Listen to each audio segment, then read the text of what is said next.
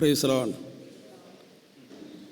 പലപ്പോഴും നമ്മുടെ കുടുംബത്തിൽ, നമ്മുടെ വ്യക്തിജീവിതത്തിൽ,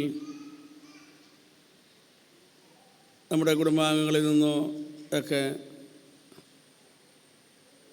പ്രത്യേകിച്ച് ജീവിത പങ്കാളിയിൽ നിന്ന് എല്ലാം എന്തെങ്കിലും വളരെ വേദനാജനകമായ അനുഭവങ്ങൾ ഉണ്ടാകുമ്പോൾ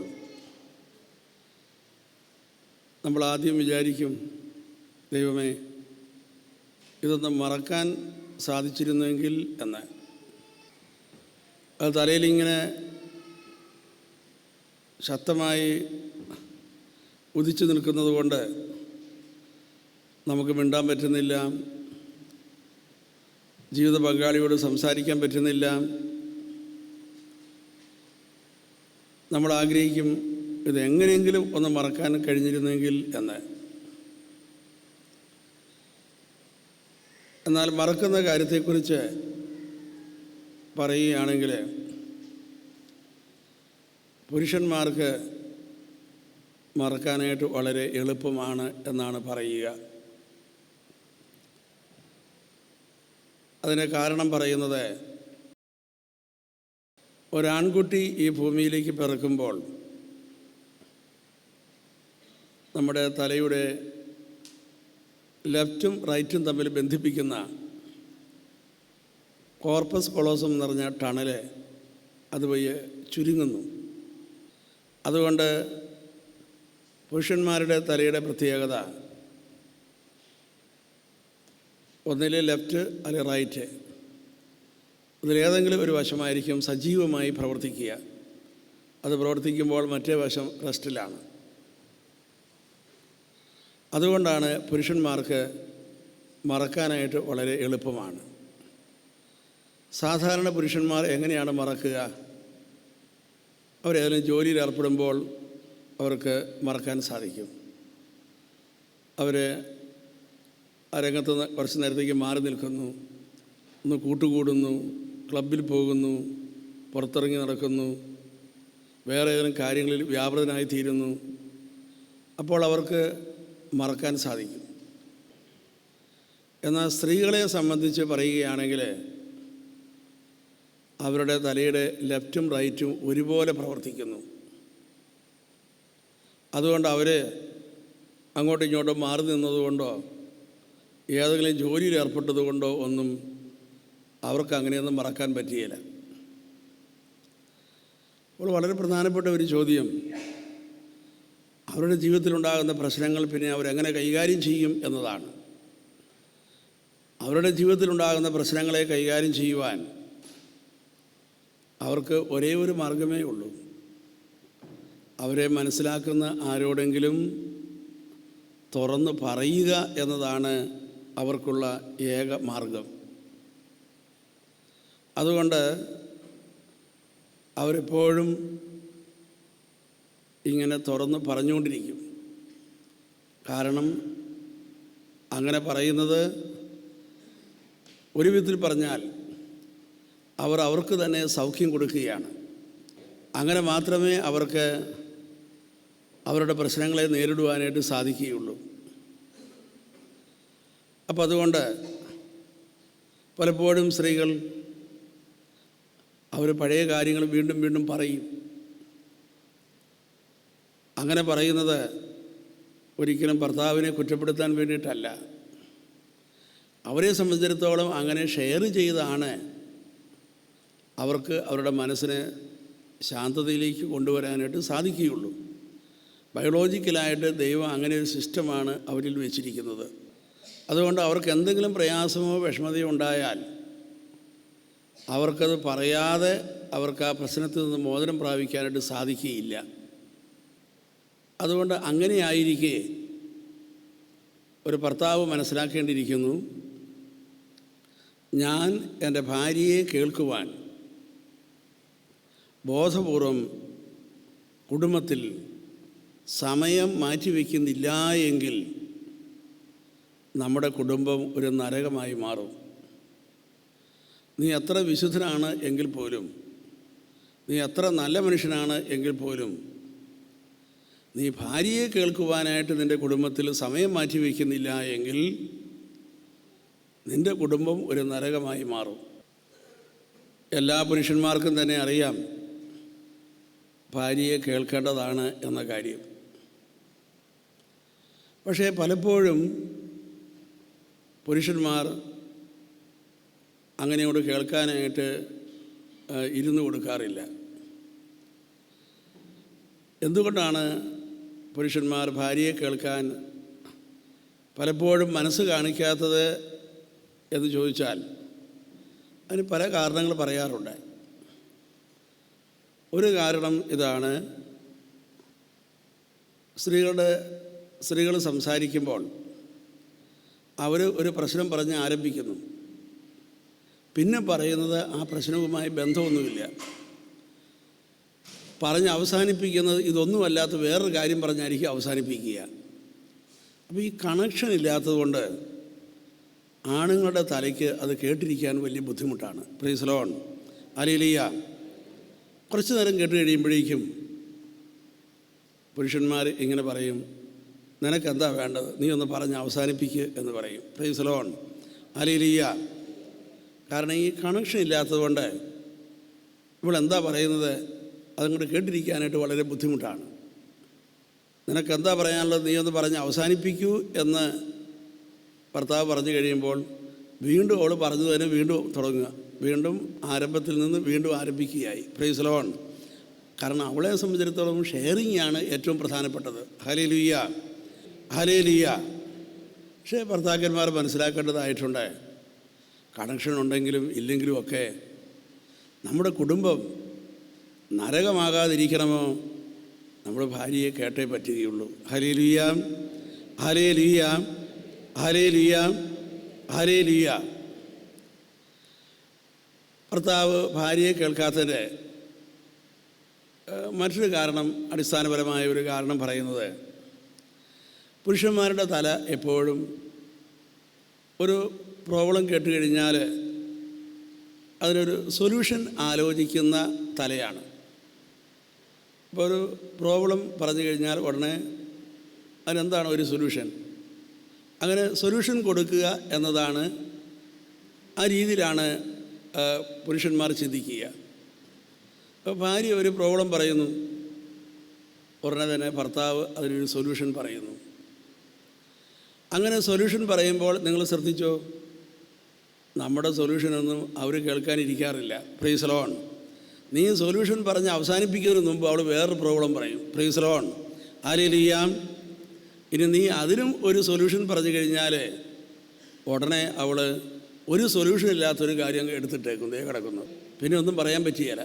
അപ്പോൾ പല പുരുഷന്മാരും വിചാരിക്കുന്നത് ഈ ഭാര്യ പറയുന്ന എല്ലാ കാര്യങ്ങൾക്കും ഒരു സൊല്യൂഷൻ കൊടുത്തേ പറ്റൂ എന്നാണ്. അത് ഒരു ശരിയായ ഒരു ചിന്തയല്ല. ഹല്ലേലൂയ.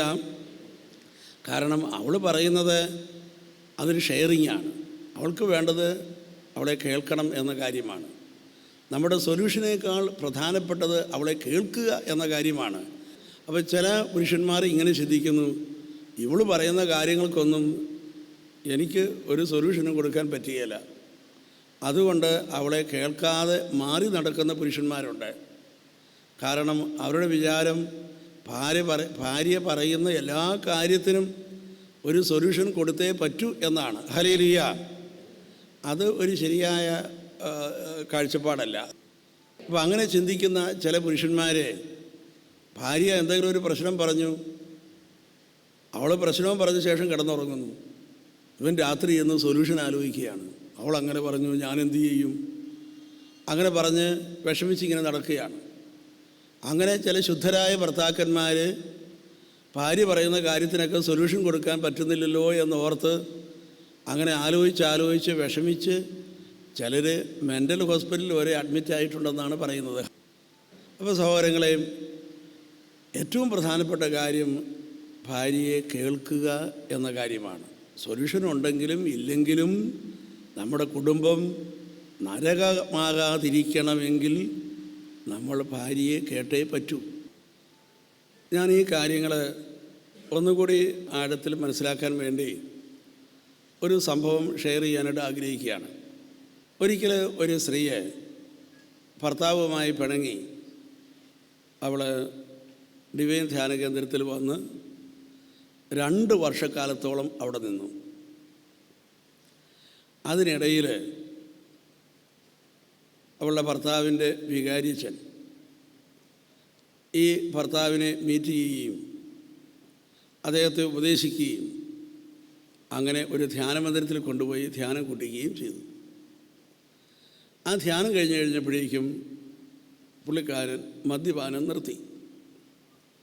പിന്നെ കുറച്ച് നാൾ കഴിഞ്ഞപ്പോഴേക്കും വികാരിച്ചൻ വീണ്ടും ഇയാളെ വേറൊരു ധ്യാനമന്ദിരത്തിൽ കൊണ്ടുപോയി ധ്യാനം കൊണ്ടിച്ചു.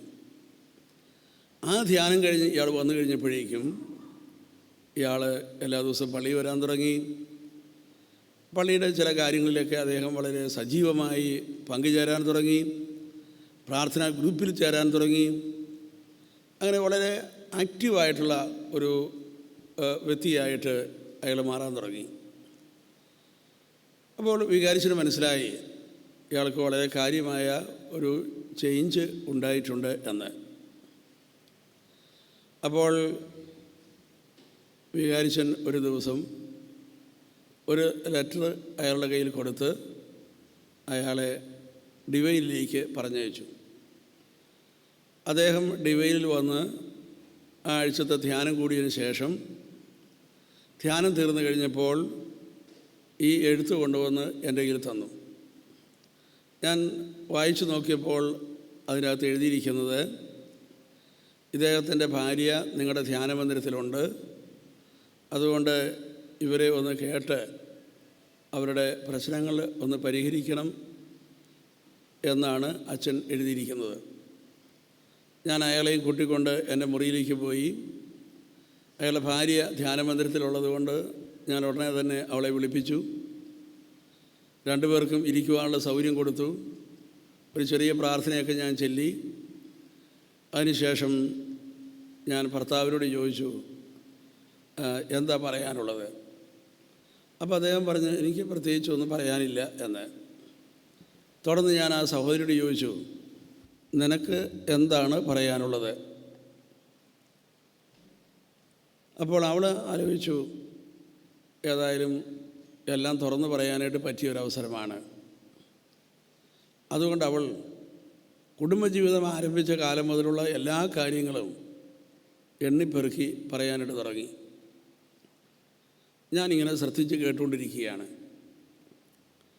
കുറച്ച് കഴിഞ്ഞപ്പോൾ ഞാൻ മനസ്സിൽ ചിന്തിച്ചു, ഇങ്ങനെയൊക്കെയാണ് ഭർത്താവിൽ നിന്ന് ഇവൾക്ക് അനുഭവങ്ങൾ ഉണ്ടായിട്ടുള്ളത് എങ്കിൽ ഞാനെങ്ങാനും അല്പം നിർബന്ധിച്ച് ഇവളെ ഭർത്താവിൻ്റെ കൂട്ടത്തിൽ പറഞ്ഞയച്ചാൽ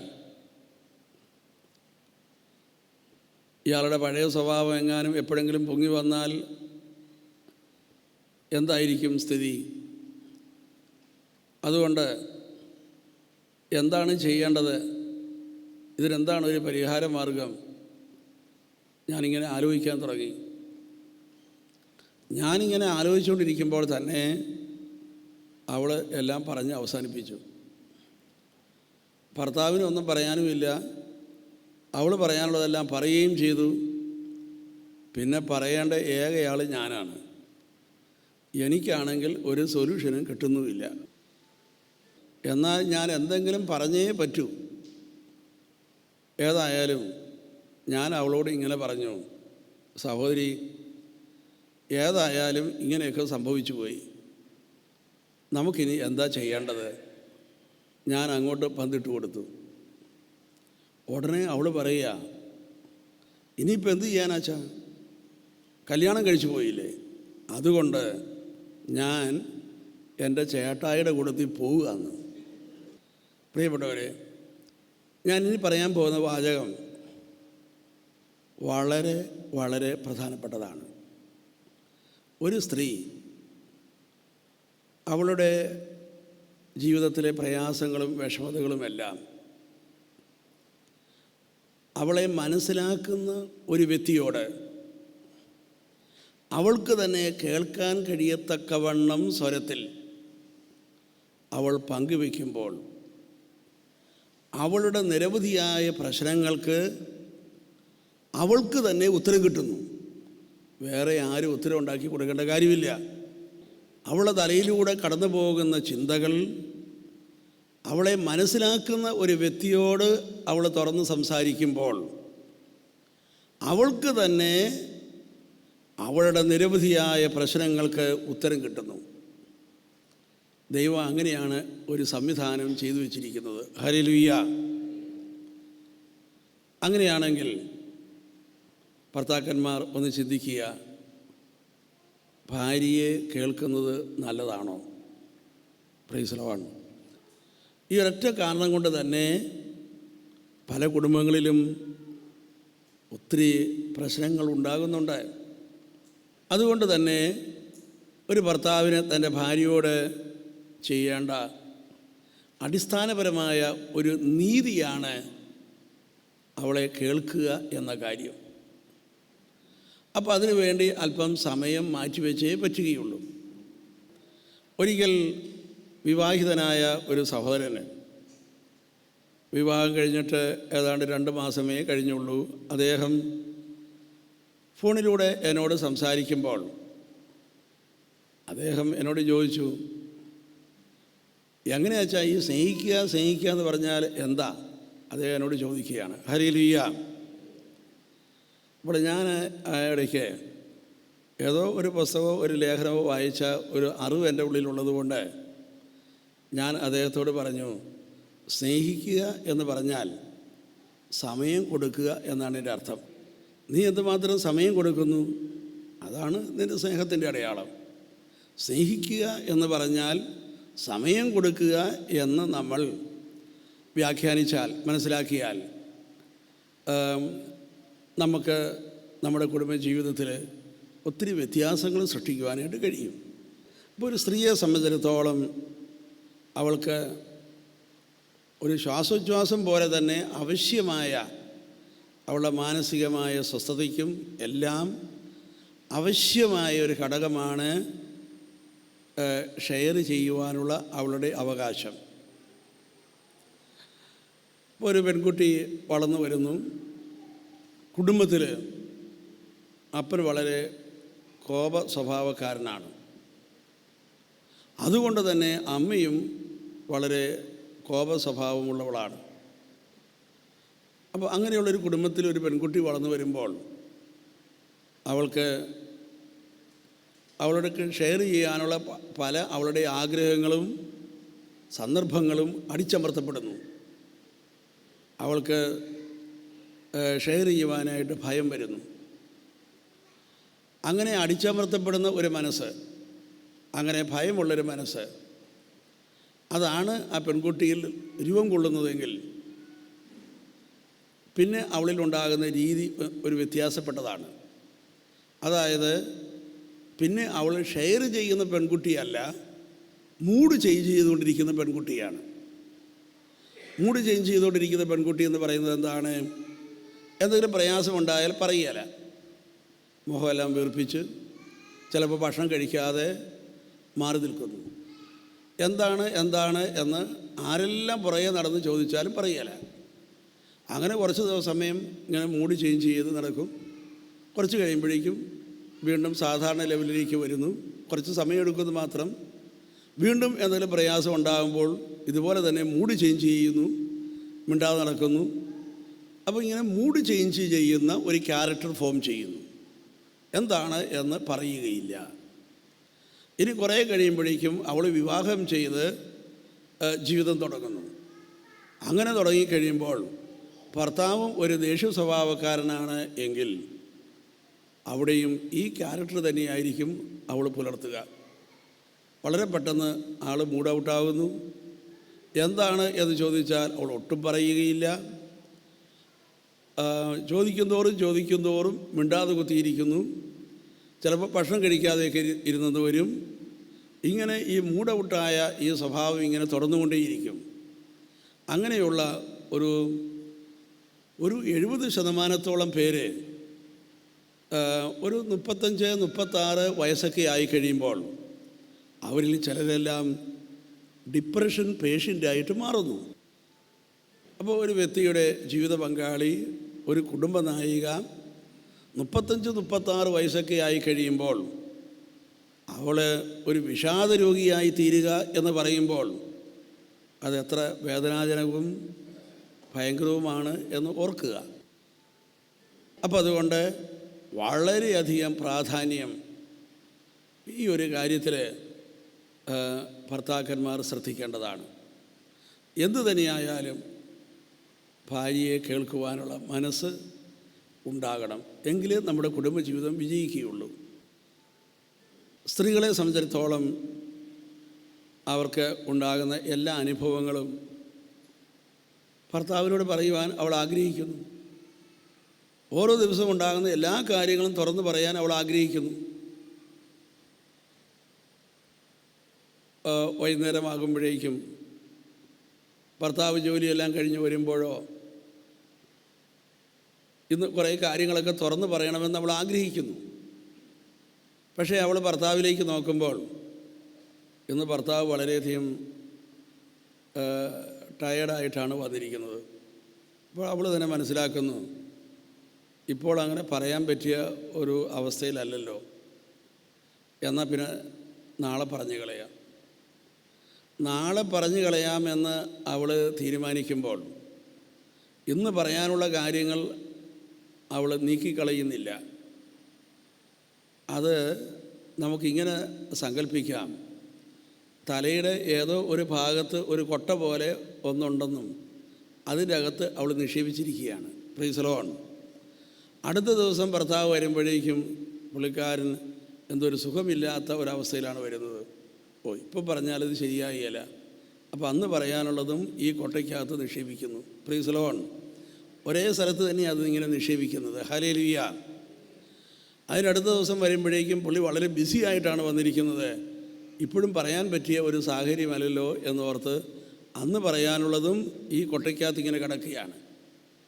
അങ്ങനെ ഈ പറയാനുള്ള കാര്യങ്ങളൊക്കെ, പറയാത്ത ഈ കാര്യങ്ങളെല്ലാം, പങ്കുവയ്ക്കാത്ത ഈ കാര്യങ്ങളെല്ലാം ഈ കൊട്ടയ്ക്കകത്ത് ഇങ്ങനെ വന്ന് അതിൻ്റെ വക്ക് വരെ ഇങ്ങനെ നിറഞ്ഞു നിൽക്കുന്നു.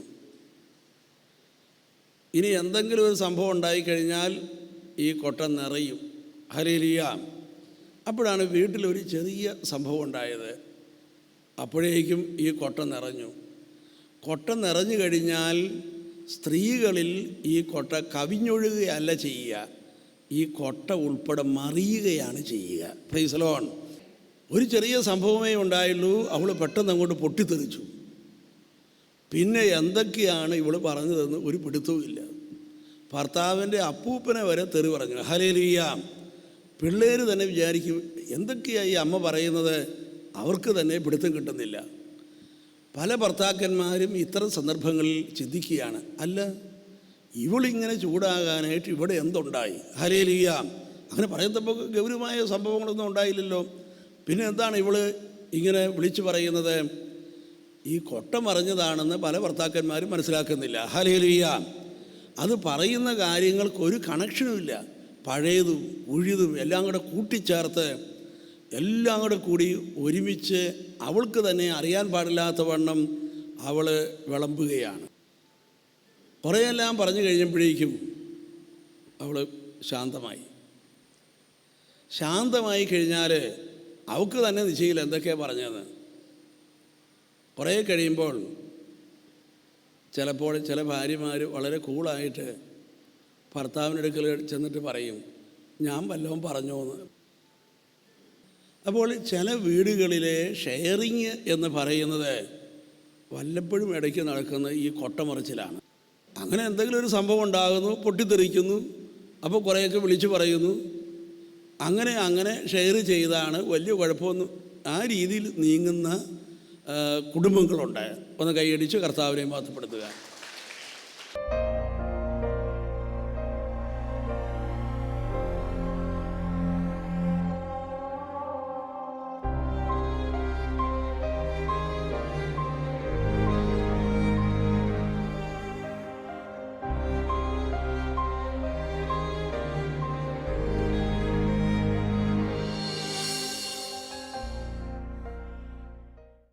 വിശദ വിവരങ്ങൾക്ക് director, divine vision, divine retreat centre, Muringoor, Chalakudy 680 316, Kerala, South India. Telephone 0091 480 270 8098, 0091 480 270 2613. Fax 0091 480 270 8097.